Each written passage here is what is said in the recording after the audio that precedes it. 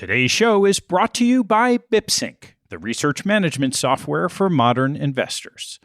BipSync works to define and accelerate your approach to manager selection, diligence, oversight, and analysis in one integrated research platform.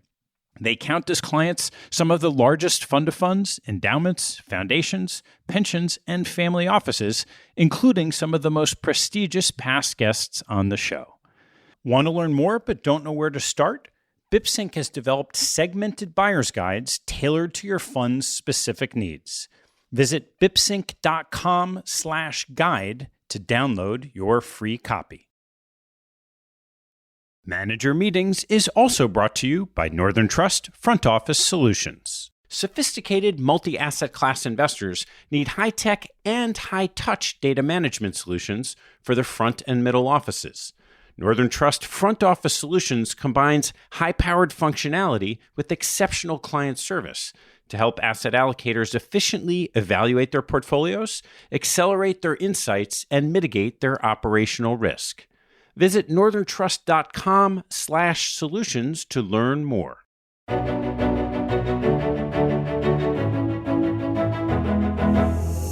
I'm Ted Seides, and this is Manager Meetings. This show is an exploration of investment opportunities.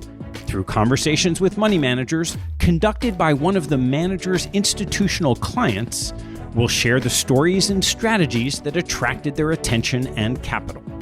You can learn more and join our mailing list at capitalallocators.com. All opinions expressed by Ted, guest hosts, and podcast guests are solely their own opinions and do not reflect the opinion of Capital Allocators or their respective firms. This podcast is for informational purposes only and should not be relied upon as a basis for investment decisions. Clients of Capital Allocators, the firms of guest hosts, or podcast guests may maintain positions in securities or managers discussed on this podcast. On today's Manager Meeting, Paul Black speaks to Ryan Batchelor. Paul is a popular past guest on Capital Allocators and the co-CEO of WCM Investment Management.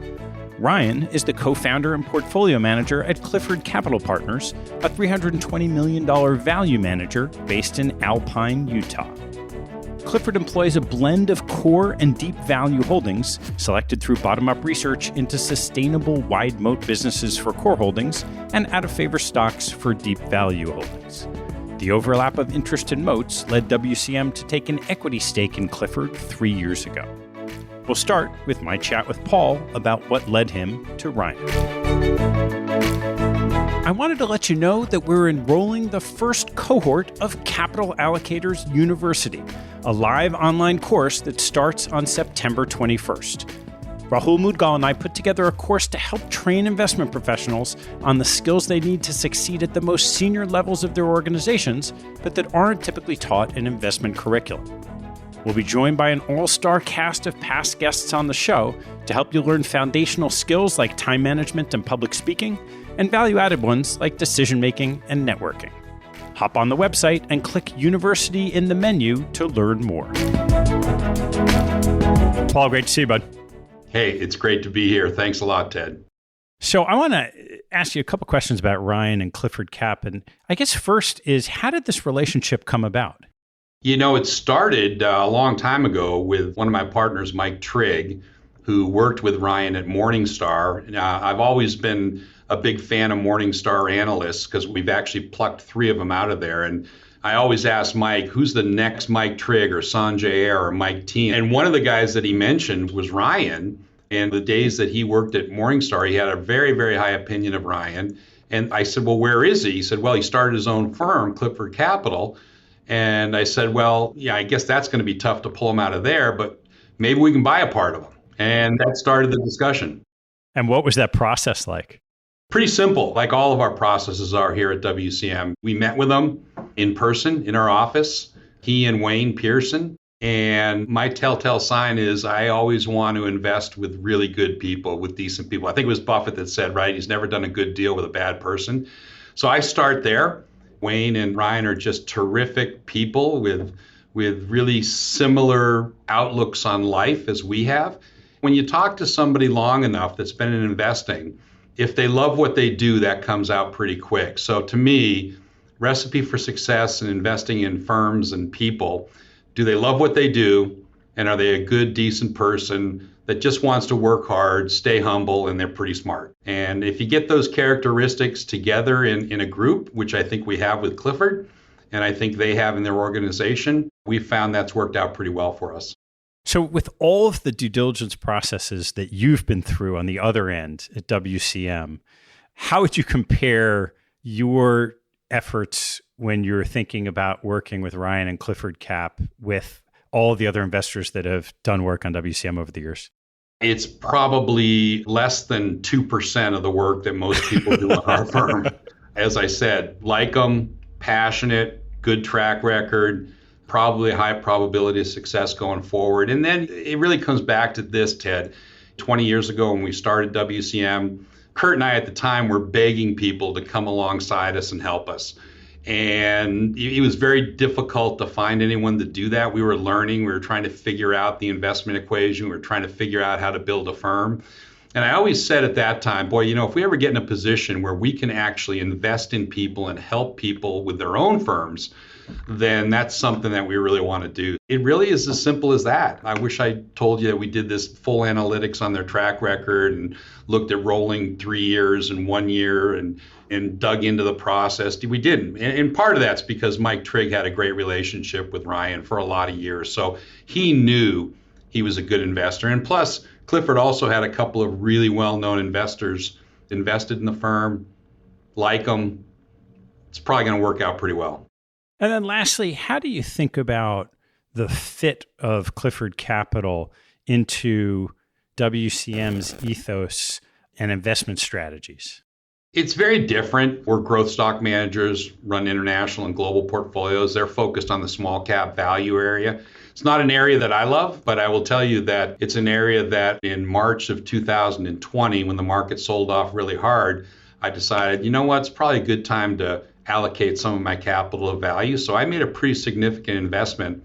Luckily, at the trough, I of course had no idea it was the trough, and it could have troughed for the next few months. But I took a couple of cuts at them in March and then another one in April, and they've performed brilliantly from those bottoms. So it's a very different strategy, but it's a strategy that you need. Smaller company, value companies obviously do different than large cap growth companies, which is the world we live in. So from my perspective, it was a great way for me to diversify, but also get a true stock picker that's actually working on a lot of active share and trying to add alpha. Great. Well, Paul, thanks for bringing Ryan into the fold, and look forward to sharing this conversation. Thanks, Ted. Take care. Ryan, great to see you and great to be with you. Why don't you start by giving a little background on yourself and how you got into this business and why you love it so much? Thanks, Paul. Pleasure to be with you as always in the beautiful Laguna Beach. So my start, ironically, came as an accountant. So I was an accounting major in college, and when most people hear the words accounting and auditing, they kind of glass over, don't get very excited. But KPMG was my first job out of college, and I absolutely loved accounting. I loved getting to know new businesses every few weeks. I tended to like the research part of that, learning what makes businesses tick, how they make their money. And audit work, you actually designed an audit program around that. What are the risks to these revenue streams? So I think that was what got me interested in investment research to begin with. Very energizing to get to know a different company. Loved figuring out how these companies worked, and also moving on to different companies all the time. So interestingly, it was actually an experience at KPMG that led to the start of Clifford Capital Partners. Auditing might be considered boring to some, but my experience is anything but. In fact, I was directly involved in auditing a credit card company that was owned by an old retailer called Spiegel. You might be familiar with Spiegel. Mail order catalog. Yeah, catalog business based out of Chicago. They're best known for the catalog. They actually owned the Eddie Bauer brand back then. So they had a little credit card company in the Portland area, and about a little over a third of their sales came through their private label credit card business. This business was based in Portland. That was my largest client. I spent a lot of time working there. My first couple of years, I was one of the staff members. And then on the beginning of my third year, I was the in charge of this audit. I was in charge of the audit work. I won't get into a ton of the specifics, but my team's audit work and the things I was looking at uncovered a few yellow flags with some of the things they were doing in their accounting. These yellow flags related to two things. Number one, their largest asset, which ironically required a lot of managerial assumptions. So room for error, if you will, or room for manipulation possibly. The second one relates to their credit losses. As a credit card company, that's a big deal. So those two things are really the only things that mattered for this audit. There's a lot of other stuff you do as an auditor, but really it was this asset and their loan losses that really mattered. And there were some yellow flags there. And so as I dug deeper, those yellow flags turned more red until they got really red. And we knew we had hit a nerve when one day I was in the CEO's office and he not so politely asked me to get the bleepity bleep out of his office. And I was like, okay, we've hit the funny bone. Clearly there's something going on.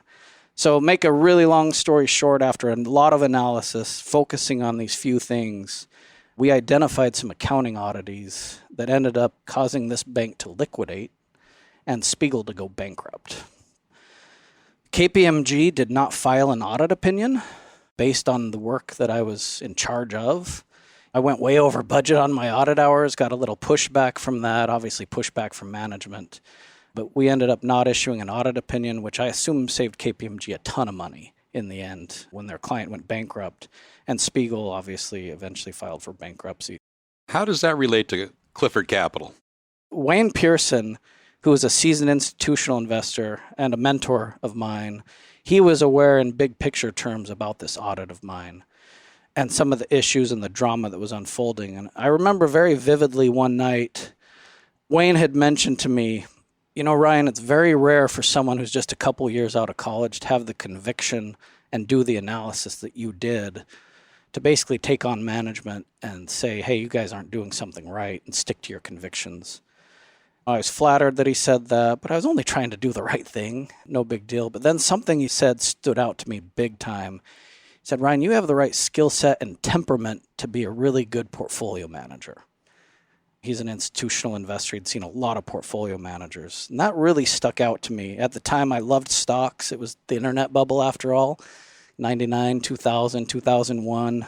I'd never really considered stock investing as a career, but Wayne's words stuck out. And so I started kicking around the idea of starting a firm with Wayne at the time. The two of us got our heads together and said, well, let's get some experience. Let's figure out investing. And let's start a boutique investment shop someday. And so the next logical step for that was business school. So off I went to business school at BYU in Provo, Utah, the Marriott School of Management. Fantastic experience, but there was really only one thing that stood out there. I was selected to be part of the Silver Fund, which is a student-run portion of the BYU endowment. And while there, I developed a friendship with Brian Yachman. So the Yachman family, Brian is the son of Don Yachman, great value investor, been around since the mid-'70s, wonderful analyst. Brian was a great mentor to me. We had an absolute blast picking stocks our second year of business school. In fact, I don't remember a whole lot of anything else. It really added a ton of fuel to my passionate fire of stock investing. And during that second year, I read dozens of investment books, studied the patterns of the best investors, Warren Buffett, Benjamin Graham, Seth Klarman, Phil Fisher, a nod to your growth side, Paul, Don Yachman, Sir John Templeton, Marty Whitman, David Dreaman, a lot of anything I could get my hands on. It was actually funny. My wife was pregnant at the time, and every now and then she'd crawl over the bed, and I'd be hidden in a corner reading investment books or doing stock research and try not to wake her up. There's a lot of ways to skin the investment cat, but I latched onto the idea of buying stocks at a discount or a margin of safety when they're temporarily out of favor with the market. So you could call that approach a contrarian value approach if you want. There's a lot of ways to make money in stocks, but the idea of buying with a margin of safety immediately resonated. I look at you guys at WCM, margin of safety is probably found for you in widening competitive moats, tremendous cultures, which leads to better than expected growth rates. That's on the same spectrum of what I do, but we're looking for more of the type that are very out of favor and have fallen to a price where we believe we can earn excess returns. And so a lot of that philosophy and background came from that second year in business school. Brian Yachman helped provide the foundation. Then I read everything I could get my hands on. Loved it. A lot of what I learned during that time is sometimes investor behaviors are driven by emotions or herd behaviors, which can lead to opportunity if you're willing to move against the crowd. Sir John Templeton's my all-time favorite investor. I remember once he gave an example of, if you're going to build a bridge, you'd be an absolute idiot not to take the advice of the 10 best bridge makers in the world. They know how to build bridges. These engineers know what they're doing. If you go to Wall Street and the 10 analysts tell you, you need to buy this stock, so absolute unanimity, more than likely you should not take their advice. The idea of being a contrarian makes a lot of sense. We think that there are times the market loses its mind, and if you do the right analysis and you have the right temperament to be a contrarian, you can make a lot of money. We think it's warmer in the crowd, but there's money to be made by being willing to step outside the crowd. So in addition to gravitating towards a contrarian approach, as I studied the investment philosophies and how the great ones did their investing, I really linked on to two different types of investments. One was the idea of buying wide moat businesses, companies with competitive advantages, sustainable competitive advantages. They earn high returns on capital for a long time. They tend to be worth more every year intrinsically, so they're compounding machines. I love that idea. And if you could buy them at a discount, all the better. Fits in with our more contrarian style. The second type of company is more of a traditional deep value stock. Company that's severely out of favor with the stock market and has fallen to an unrealistically low stock price. So these are often statistically inexpensive, trading at low valuation multiples, but that's not enough for what we do at Clifford Capital. A lot of academic studies that buying low valuation stocks is a fruitful exercise over the long term, but it's psychologically tough. It's hard to buy these companies. It's hard to be a contrarian when companies are hated. They aren't popular, and usually when a deep value stock's at its best buy point, it's been a laggard. No one gets real excited about bragging about this laggard. Hey, I'm really excited about Abercrombie & Fitch today. It's been down 50% over the last year. It's just not the type of thing you're talking about at cocktail parties, especially when these companies are in the throes of their woes, if you will. But we think both types of investments, very intriguing to me personally, and they're both alpha-rich areas of the market. So we contemplated, and I was thinking a lot about how could we combine these two approaches for this investment firm that we want to start. The idea of a core value, what we call core value, is wide moat businesses that are trading at a deep discount, and deep value. How could we combine those two approaches into one portfolio? And that leads me right into the last year at business school. I started developing a strategy that did combine these two approaches. So around that time, Wayne's uncle Clifford, and yes, that is the beginning of the firm name, Clifford passed away and left a small inheritance that I started managing for Wayne.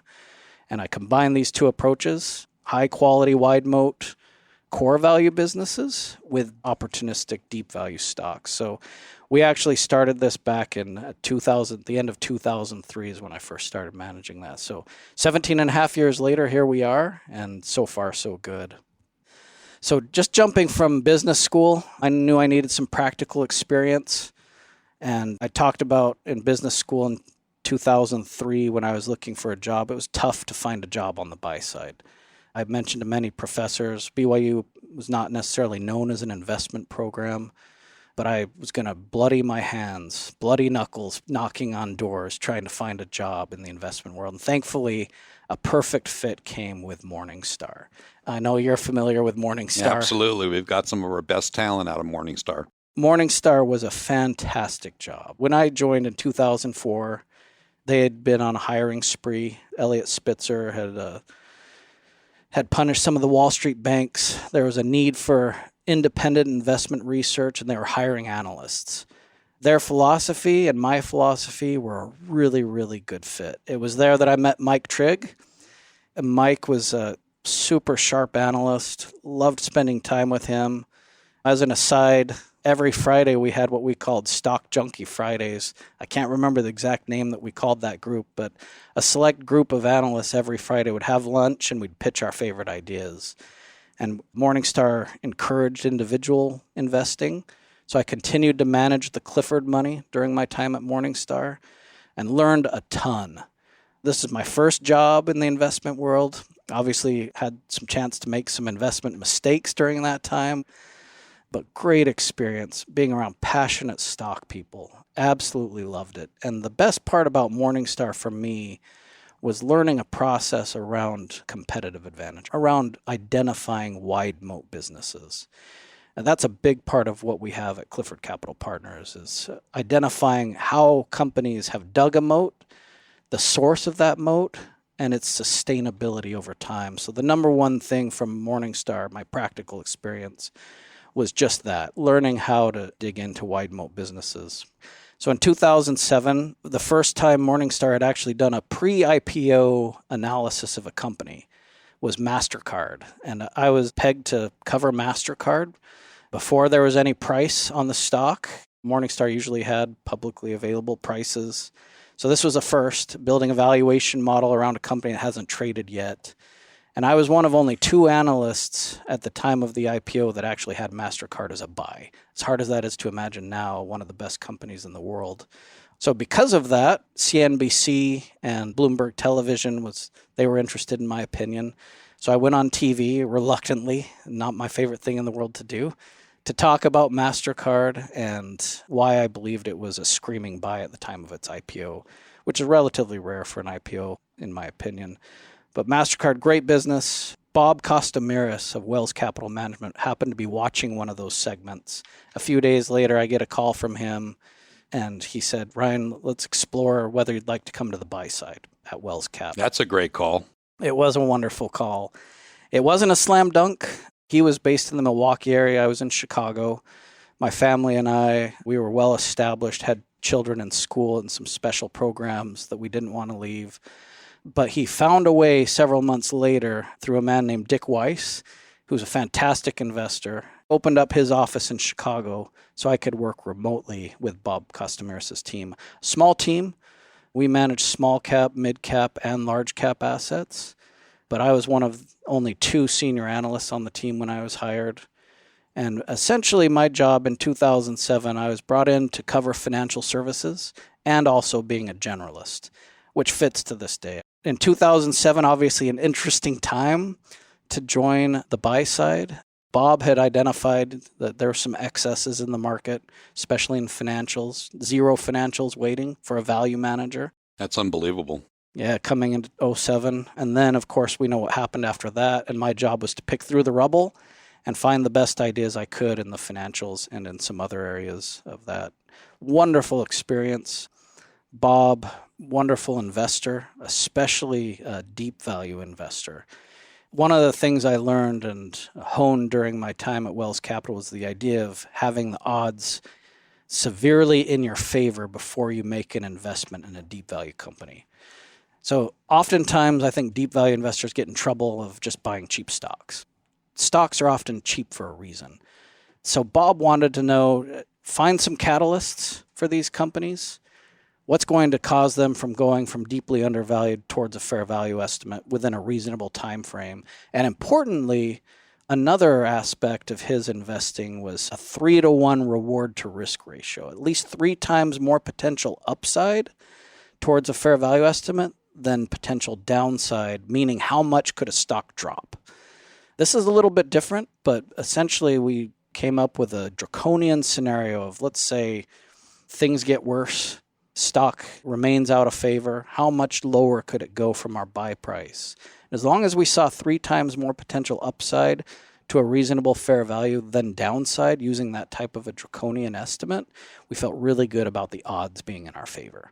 So that's something I learned a ton from Bob. He was a great trader, great investor. And then in 2010, Wells was going through some transactions, and it was a great time to start Clifford Capital Partners. I was the last remaining senior analyst on that team after the financial crisis. We actually did quite well. We exited the financial crisis as a 5-star fund in our flagship mid-cap product. but it was time to start Clifford Capital. So in 2010, Wayne and I, we linked arms and jumped and started Clifford Capital Partners in April of 2010, started managing money in August of 2010. And here we are 11 years later, still kicking. That's an amazing story. And starting a firm, a lot of people that love investing, but there are very few that have the gumption to start their own company. So has that been an easy transition? It's a journey, and we're thankful for all the lessons we've learned from this journey. Ultimately, why did I start my own firm? We firmly believe that managing money the way we do will help our investors over time. A concentrated portfolio, 25 to 35 names in our stock portfolios. Every name is going to make a difference. We have a margin of safety type of value philosophy. These aren't differentiators. These are just the nuts and bolts of how we do what we do. Bottom-up research. Every name we have deep knowledge of, trying to find ideas that the market is temporarily discounting for a variety of reasons, but we have the ability to go in. A very bottom-up focus.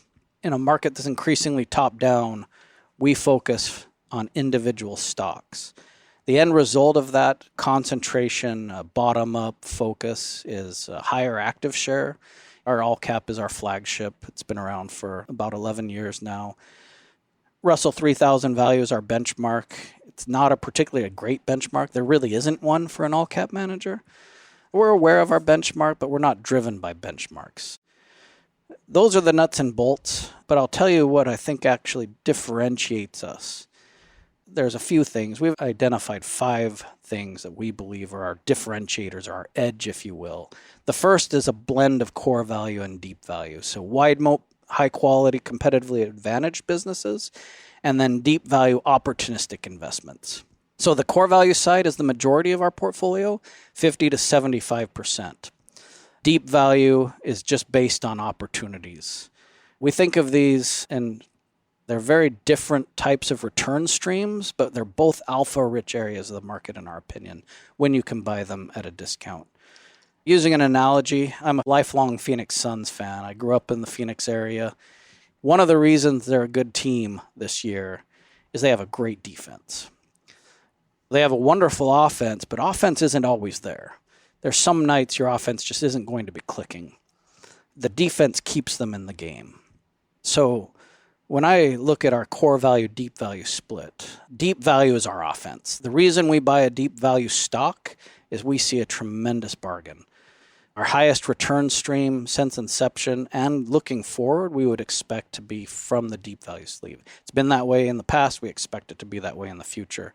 That's the only reason we would buy a deep value stock, is we see tremendous upside versus limited downside.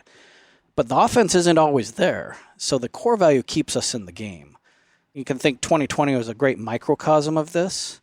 When the market rolled over hard during the beginning stage of the pandemic, our core value sleeve held up. It kept us in the game. And then we found some tremendous bargains on the deep value side.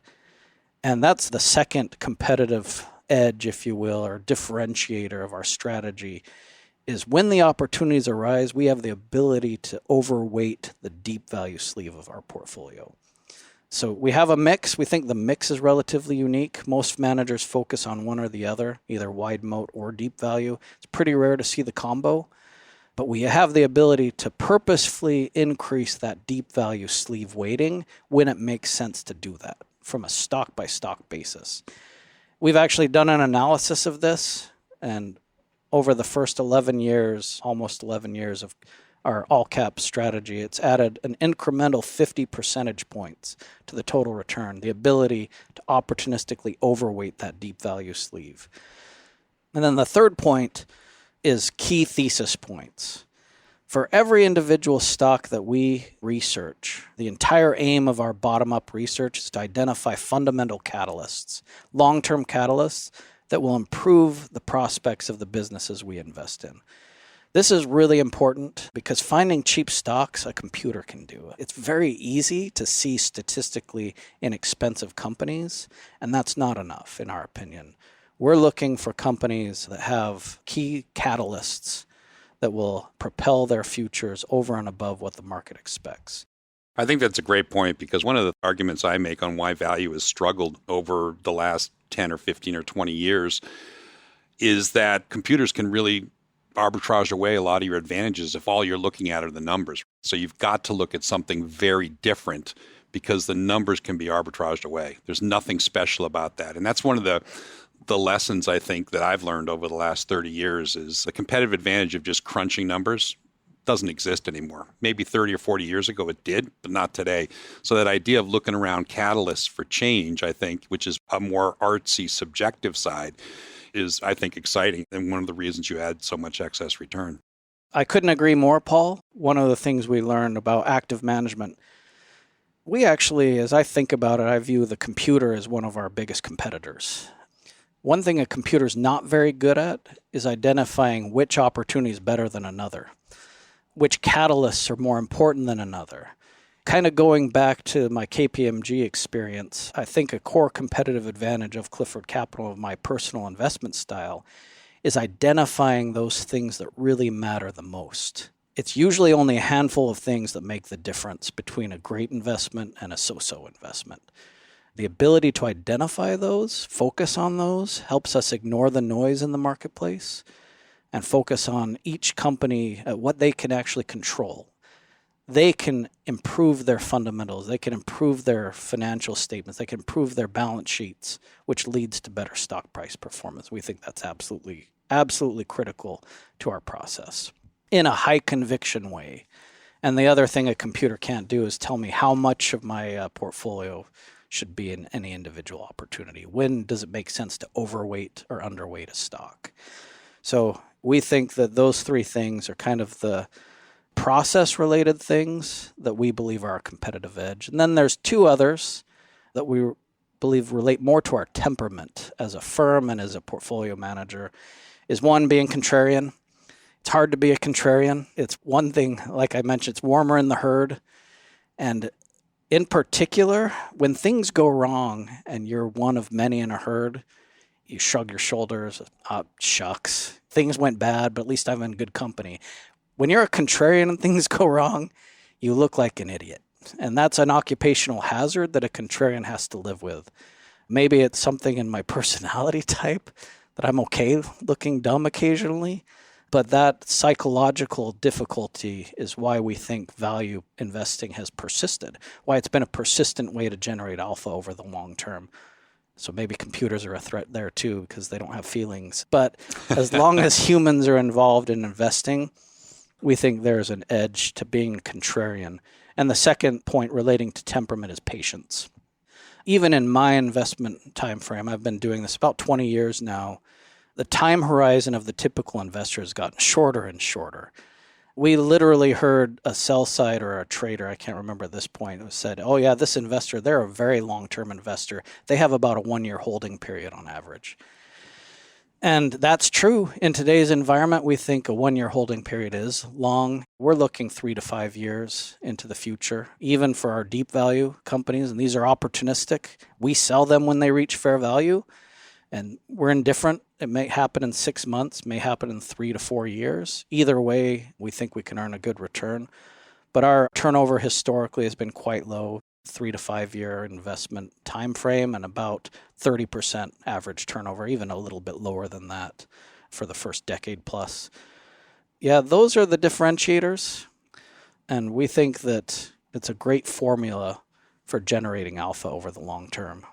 That's terrific background, and you actually touched a lot on your investment philosophy. Maybe talk about a couple of ideas. I noticed that in your portfolio you at one time owned GameStop. Yeah, so I'll cut to the end first, that we sold GameStop in December of 2020. So prior to the excitement with the Reddit army, my children have been ribbing me ever since. In fact, come January, they're like, Dad, didn't you own GameStop? And I was like, yeah, I sold it, guys. But it's actually a really good example of our investment process. And because you asked specifically about GameStop, I'll talk about our deep value process. So the deep value side, again, very opportunistic. We are constantly scouring the market for areas that are out of favor. One of the ways we look at this is to look at areas that are extremely in favor. So for instance, Amazon.com has had a clear influence on retail across the world, really, but across the country, big time.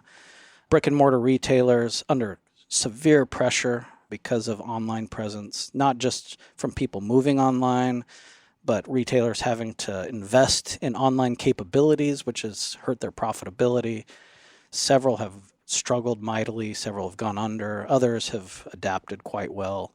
But anything Amazon.com touches has led to some investment opportunity for us in various areas. I mean, I can think of examples like Fastenal, fasteners. They make literal nuts and bolts. Great little business. Historically great company. Amazon's actually a customer as well as a competitor of Fastenal. We owned it for a while, made some good money in it when the Amazon influence was at its peak. But GameStop is one of these examples of a company where we had a different view than the overall market. So our research, a couple of key thesis points we had identified through our research. Number one, and most importantly, the majority of their store leases were very short-term in nature and zero cost to exit. So at the time we initiated our position in GameStop, we believed that about 20 to 25% of their stores could be shut down and it would be cash flow positive to the overall company. And it would cost them nothing. That was a really important key thesis point. Management had expressed the desire to do this, even though these were profitable businesses. The handwriting was on the wall. These businesses were going to start to lose money and they had too many stores. So they were going to start shutting them down. That was a big positive in our opinion. The second key thesis point was the console cycle. So Sony and Nintendo had pre-announced, hey, we're coming out with new gaming consoles 2 years from now. Normally they mention this with about 6 months to go for obvious reasons. If you're a gamer, you're not going to go buy the old PlayStation if there's a new one coming out in the next 2 years. So it was a particularly steep gaming cycle for GameStop, this last cycle that ended just in 2019, 2020. So we believe this was a cyclical downturn for GameStop. And yes, there are secular pressures, but the valuation, the cash flows, the balance sheet were all excellent. And these two catalysts, the gaming cycle coming up in a couple of years and shutting down their stores, were both enough, in our opinion, to move the company from single-digit stock price to mid-teens to $20 a share, which is what we believe was a conservative fair value of the company. So it's a great example. We were buying it when it was dirt cheap, trading very out of favor. Almost nobody liked the stock. We saw catalysts on the horizon. Those catalysts worked. We sold the stock before the Reddit army got hold of it. We think that actually shows our discipline. It's funny, we joke around a lot about the money we left on the table, but we would never have participated in the speculative excess that's happened around GameStop. And in fact, the way we look at any deep value, and in GameStop in particular, when we were buying it, almost everything had to go wrong to lose money in GameStop. That's a lot different than today, where almost everything will have to go right to make money. Sounds subtle, but there's a huge difference there. And that's the philosophy of our deep value. We've identified catalysts. We've identified a really inexpensive company. And almost everything would have to go wrong for us to lose money. That's the philosophy around that. So GameStop was a great example of our deep value process in action. I think you're being too modest. Thanks, Paul. One of the other things I'll mention just in our deep value process, just to explain a little more, it tends to be the harder to explain how we find ideas in deep value because there's so many ways we can find an undervalued company. It could be a factor that the market's focused on or a theme. In 2017, for example, when Amazon.com's influence was at its peak, a Death of the Mall ETF came out. And some of the retailers we followed fell into that ETF. The ETF was shorting these retail stocks. And again, herd behavior moving towards them. Great example, Abercrombie & Fitch in 2017 was trading at such a low price. It was in the Death of the Mall ETF. Their results had been struggling for years. But as we dug deeper, 3 consecutive quarterly earnings results leading into 2017. Company missed expectations and the stock went down more than 25% each time and traded more than a third of its shares outstanding each time. When we see that type of behavior, which is not normal, it's pretty likely investors are acting on something other than analysis. As we dug into Abercrombie, we noticed, similar to GameStop, they had been shutting down their stores, especially their core Abercrombie and Fitch stores. They had quietly shut down 25% of those stores. Hollister, their other brand, which is their larger brand, was doing very well. And they had quietly also built up an e-commerce presence. 25% of their sales were through e-commerce. As we looked at that company, we believed that the inflection point where the company had been declining in revenue, e-commerce sales would overtake the decline in brick and mortar sales within 18 to 24 months. That's a big deal. The company would begin growing again.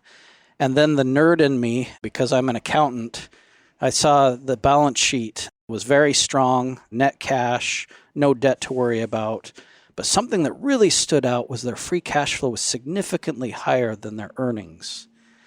And when we looked into the reasons for that, as an accountant, I got really excited. I got a little giddy the day I found that because I realized that that could be reversed within the next couple of years. So earnings would grow faster than free cash flow, and free cash flow is very solid. So again, a couple of catalysts. And then the valuation. Again, because of Amazon.com's influence on the brick and mortar retailers, Abercrombie and Fitch was trading, in our opinion, well below what even Hollister was worth. So we valued the company and said, in rough terms, business is trading at half of what Hollister is worth. And in the worst case scenario we could come up with, how much lower could the stock go? We applied a price to sales multiple of the lowest going concern retailers in the market to Hollister alone, ignoring Abercrombie and Fitch, the namesake brand, and thought that the stock could only drop maybe about 20% more. So more than 100% upside versus 20% downside gives us a 5-to-1 reward to risk ratio, which highlights how we think about the world. Great balance sheet, key thesis points, very out of favor. At that point, really it came down to, number one, do the key thesis points work? Will they continue to work? And do you have the guts to buy when everyone else is selling the stock? That's our deep value process in action. So I talked a lot about deep value. The core value side is, again, the larger part of our portfolios, 50 to 75%. We have pre-identified a list of what we want to own. About 135 companies for our all-cap strategy, about 100 small caps that we believe are the best companies that trade in the U.S. stock market. Competitively advantaged businesses, we have a proprietary process to get a company onto that list.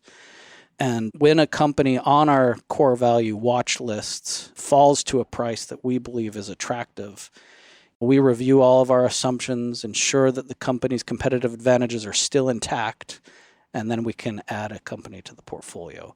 So a little different than the deep value side. We already know what we want to own on the core value side. That list is fairly static. We're always looking for new great companies, but they don't grow on trees. So maybe a handful will be added or subtracted from that list at any given time.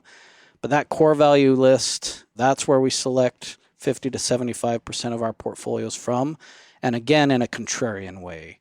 So you can think, as an example, American Express when they lost the Costco account. Several years ago, people were worried maybe Amex is losing its competitive edge. Its brand power is not strong enough to keep Costco. We had a differentiating viewpoint of Amex. We believed it was a business decision out of strength. Costco had grown, obviously could demand better terms, and Amex said, we won't play with those terms. They walked away from the business. Amex has a fantastic business model. They keep all the economics of their cards, which is rare, and also inflation protection, which is a big deal in today's environment. Wasn't a big deal when we purchased it, but we were getting inflation protection for free because essentially American Express's revenue, they get a percentage of every charge. So if those charges go up 20%, Amex's revenue goes up 20%. Natural inflation hedge. Great business, and ultimately our number one key thesis point, we believe the Costco loss would unlock a lot of capital that they could use to repurchase their shares. What that means, EPS grows faster than expected or declines less than expected, and it was a very temporary hit and a great time to be purchasing a business. So that's a good example of a core value. Core value and deep value, again, we would consider 30% weighting in deep value to be normal. Anything over 30% we'd call an overweight. Anything under 30, obviously an underweight, simply based on opportunity. And I'll tell you, Paul, that in the last year and a half or so, we've been overweight the deep value sleeve. We found some tremendous bargains, especially most deep value companies tend to be smaller capitalization. There are large cap deep value opportunities, but those have been increasingly rare in today's environment. So we're as small as we've ever been in our all cap. Our small cap strategy today is extremely attractive in our opinion, and we're finding a lot of great ideas in the small cap space. So, one of the reasons that we took an equity stake in Clifford is we saw a culture at Clifford that was very similar to the culture we have at WCM, which we put as our main competitive advantage. And that culture is one that first and foremost cares about its people. So maybe talk a little bit about your culture at Clifford, what your core values are, and what you believe in terms of a structure and organization, and how that you think will dovetail into better results for the client. Well, I appreciate that, Paul. I know when Wayne and I first visited your offices here in Laguna, afterwards we were both kind of breathless when we left. We were filled with all kinds of gratitude and energy because the culture was tangible. It was really impressive. And going back to why start your own business, I had a great job at Wells Cap. Frankly, it was a great job. I enjoyed it, loved stock picking. Why start our own business? And a lot of the reason is culture. We could build our own firm based on our own principles, our own values, and manage money the way we believe will ultimately help our clients the most. Probably the best way to answer this question is my all-time favorite investor is Sir John Templeton, both because of his investment acumen and because of the type of individual he was. A phenomenal man. Just a great man who knew there was more to the world than just investing. A close second is Seth Klarman. A little less well known, phenomenal hedge fund manager. Since the mid-'80s, at one point he was compounding net of fees over 30%, or something like 25% annually for 20 plus years. When you compound at that high of a rate as a hedge fund, you're doing something right. And Wayne happened to be at an investment conference and sat next to Seth Klarman at dinner one night and mentioned, hey, Mr. Klarman, Ryan would love to talk to you. Would you be willing to talk to Ryan for a little while? And this is like my chance to talk to an investing legend, right? One of the people I've really been excited to read about and follow for decades. And Seth, his assistant, called and said, Mr. Klarman's going to give you 10 minutes, Ryan, at X time. Please call in at X time, and you've got 10 minutes. And by the way, it went about 9 minutes and 59 seconds. It was exactly 10 minutes. That is unbelievable. Yeah, Seth Klarman, he's a fairly private individual. You won't see him in the news very often. He did write a book, Margin of Safety, which retails for thousands on eBay if you try to find a copy. Very much a sage, wonderful individual. The entire 9 minutes and 59 seconds, I talked about culture. I said, how did you create a culture that transcends what you personally do, Seth Klarman? How could you, clearly he has some investment skill to do what he's done, but that's not enough. And at Clifford Capital, we recognize that Ryan Batchelor, yes, I am the head portfolio manager. I'm responsible for the track record, but over the long term, it needs to be more. We need to build a firm that has the right culture, the right temperament, the right skill set to continue doing what we're doing for a really long time. And I spent all my time with Seth Klarman talking about that, and it's a purposeful focus for us, as it is for WCM. What did Seth say to you? The thing that stuck out the most is camaraderie. At the time, Moneyball was a new movie, obviously a very popular book that I'm sure we've all read, but he had booked out an entire theater for his firm to go watch Moneyball as a team. He mentioned to make things not so serious all the time. Managing money is a stressful job, as we can all attest. Sometimes the market's moving against you. That's not fun in the short term, but managing money should be fun. Learning about companies, what makes them tick, learning about moats, finding these businesses that are deeply undervalued and hated by the stock market, sticking your neck out. That's all exciting. It's fun. It's stuff that we love to do. And Seth Klarman's advice was, don't forget to have fun while you're doing this. It's a very serious job, but don't forget to have fun. And that really stuck out. For us, Rick Hicks came out, your chief culture officer came out to our firm, and we determined that the number one principle surrounding Clifford Capital is what we call the freedom to succeed. We want individuals at our company to be working as much as they can in their area of genius. I'm borrowing a term from Jim Ware of the Focus Consulting Group. If you're working in an area where you have an edge, you're a genius, the things that give you the most passion, you're a happy worker. You love coming to work every day because it's what gets you going. You get in the flow. I can tell you there's many days I look down, it's 3:00 and I haven't eaten lunch because I'm excited about something I'm researching. That's when I'm in my area of genius, and that's what we strive to do at Clifford Capital. We're a small boutique, but we're striving to find everyone's genius and then giving them the freedom to work in that area of genius. And we do think it will be a competitive advantage for a long time as we maintain that culture, and we are very, very purposeful about maintaining the culture. In fact, we're looking to hire analysts as we speak, and cultural fit and the right temperament matter more than the skill set. The skill set, that's playing stakes, but the temperament and having the right cultural fit is everything at Clifford Capital Partners. And small teams win. The evidence is overwhelming that small teams win. Good, healthy, small teams with a couple of passionate investors always win the investment game.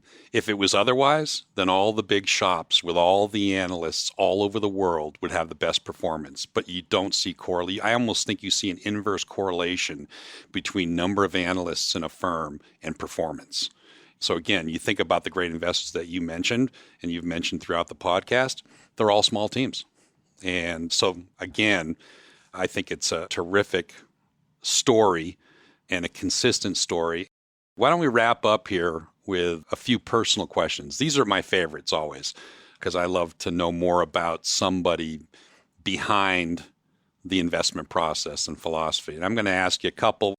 What is the biggest mistake you made, and what'd you learn from it? I'm going to go back to the Morningstar. I kind of alluded to this, talking about my Morningstar experience. As a young analyst, first job out of business school, made a lot of friends at Morningstar. I was very passionate but inexperienced in stock picking. There was a small bank in Puerto Rico that actually had an accounting issue that was very similar to the accounting issue that I talked about Spiegel. So I believed I had some specialized expertise in this company and thought I had found a bargain stock. So publicly and privately, I was saying this is a great buy. And most of my friends at Morningstar were buying this for their personal accounts. Because of your recommendation? Because of my recommendation. Yeah, apparently I have some persuasive ability in those meetings. Turns out there was some management improprieties. There were some aspects of this asset that I had never seen before. The danger is not knowing what you don't know. As a young and experienced analyst, and the stock was not a good stock. A lot of people lost money in that. And I took that very, very hard, took it very personally. To this day, it's one of the more painful experiences to think about and talk about. So what did I learn from it? Number one, when your key thesis points break, you move away from the stock. You don't dig in your heels. I didn't do very much of that, but a little. There was a little bit of pressure. Everyone's invested in this. It's a hit to my ego. It's a hit to my analytical abilities. Maybe my reputation will take a hit. I learned a lot from this because I think it's the same story in the markets. Don't be stubborn. I'm a high conviction value manager, and the line between conviction and stubbornness can be relatively thin. Now, I guess conviction's when it goes right, and stubbornness is when it goes wrong. Exactly. But ultimately, when things go wrong, admit it and move on. Move on quickly. And number two, be careful with individual stock picks for your friends. Yeah, don't talk about them. Don't talk about them. What teaching from your parents most stayed with you? This is a great question. My mom actually passed away just a couple of years ago. She was the daughter of a dairy farmer, no indoor plumbing growing up. So she knew, and she was born in 1937, so a child of the Depression. She knew tough times. My dad was a successful businessman. We were relatively affluent growing up, but you would have never known it. My mother had a keen eye for bargains. So she taught me an eye for the bargain and independent thinking. Those two things came directly from my mother. And it actually isn't until the last 5 or so years that I've recognized that. But Paul, there were times we would be in a grocery store and she would buy a horn of cheese that was moldy, and she could cut off the mold on the cheddar cheese to get it 75% off retail price. She had an eye for the bargain, and I think that's stuck with me ever since. I love it. I love it. What lesson from your life have you learned that you wish you knew earlier? It actually relates to something I see in your culture at WCM. It's what I call an abundance mentality. And the best way to describe that is when you give freely, you end up receiving more. It's a paradox, a little bit counterintuitive. One of my favorite books is called The Go-Giver, and I can't remember for the life of me who wrote it at this point. It's a parable, basically talks about the idea of the more you give, the more you receive. And that's not why you give, but it's a natural consequence of being abundant. I've been surrounded throughout my life people who live by this law of abundance and also the law of scarcity, which means I need to hoard what I have because it could go away. What I've found is the abundant life leads to abundance and the scarcity life leads to scarcity. I wish I had learned that earlier. I'll give you a perfect example. My best friend lives in rural Ohio. He absolutely lives the abundance mentality. He recently bought a house. He called me just this last weekend and said, "Oh, you'll never believe what's happened. I bought this house and the owner mentioned that there's a natural gas well on the property. And by the way, there's a 100-barrel container. It generates oil. You'll get 100 barrels of oil every 3 to 4 months that you can sell for somewhere between $6,000 to $10,000. So my friend, who's absolutely the most generous person I've ever met, he's going to have 2/3 to 3/4 of his mortgage paid for from this oil well that he had no idea existed when he bought the property. It's a great example. It's a law of attraction. I don't know why it works, but I do believe it works, and I wish I'd learned it earlier in life. I love that, and I'm going to embrace that as well because I think there's an awful lot of truth to living your life like that. You know, at our firm, we have 2 core values that you've mentioned in this podcast, fun and gratitude. And if you live your life with those in your mindset, it's a much happier way to live. And ultimately, it's about caring for people in a very genuine way. So anyway, thanks very much, Ryan. That was a terrific podcast. I learned a lot, and it was really fun to talk to you. Thank you, Paul. I really appreciate it. I hope you enjoyed this conversation and maybe even piqued your interest to explore further. See you next time.